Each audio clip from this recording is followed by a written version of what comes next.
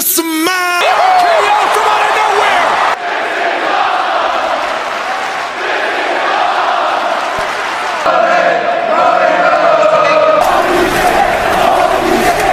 Holy shit, wrestling.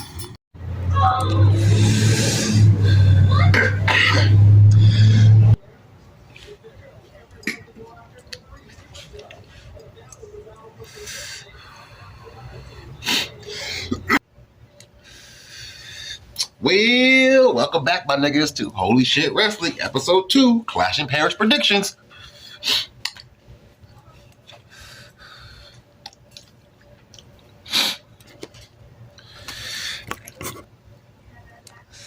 All right, like I said, this is the Clash in Paris predictions for the second episode of Holy Shit Wrestling.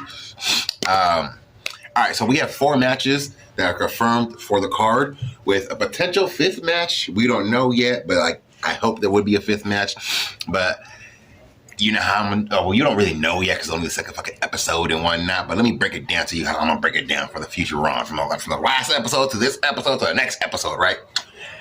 The predictions, the match card predictions, I say in the order where I think it's going to come out in and whatnot. You feel me? With that being said, I'm predicting the very first match of Clash in Paris is going to be the OTC Roman Reigns versus the owner of the Shula Fala, the tribal thief, Big Bronson Reed, right?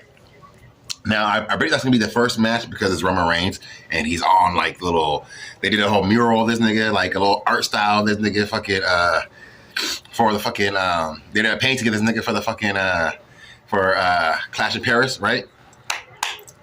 So, with that being said, I think he's going to start the night off, and hopefully this is going to give me my first dub of the night with the fucking match prediction orders.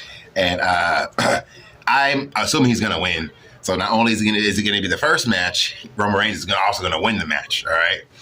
Now, as far as the second match goes, I guess you could go ahead and make the second match John Cena, the never-seen 17 world champion John Cena versus that bitch-ass nigga Logan Paul. And I really, really, really want this to be a squash match. I would love for this to be a fucking squash match. That would be great if John Cena just wins. Just squash match. Because, Logan Paul, outsider, pretender, wannabe, and I don't like him. You feel me? I'm irritated that because I have to edit this video. I have to save a picture of him on my motherfucking phone. Stupid. But as far as the third match, I'm predicting the third match to be the Celtic Warrior Sheamus versus the Bulgarian powerhouse Rusev. And it's going to be a good old-fashioned Donnybrook fight, all right? So, I'm excited for that one. This really go either way.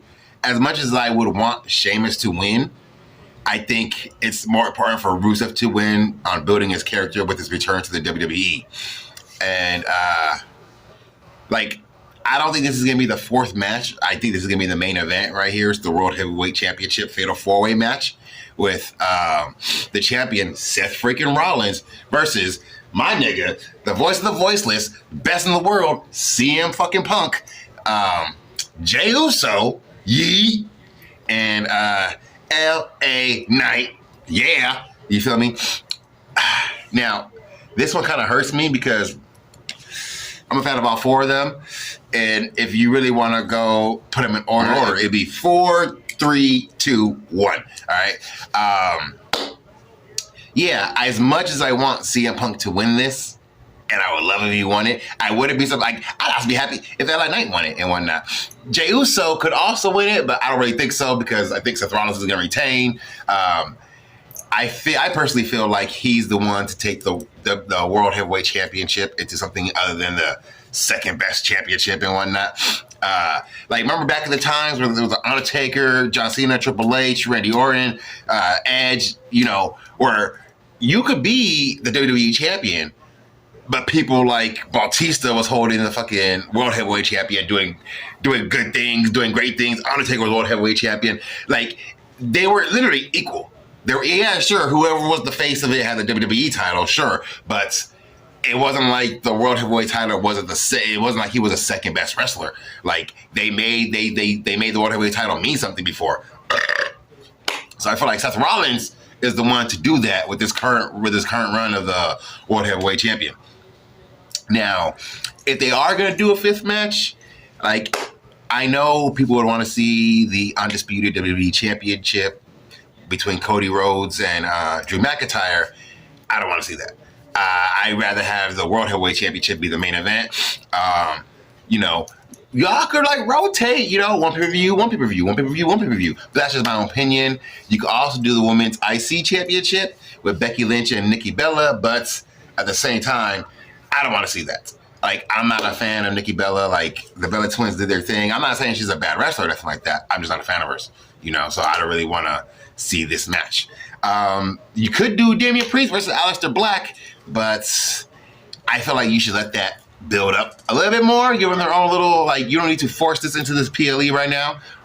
You could do it to the next one, potentially, whatever that's going to be. What I would want to see is, because Naomi just vacated the Women's World title, right? Women's World Championship.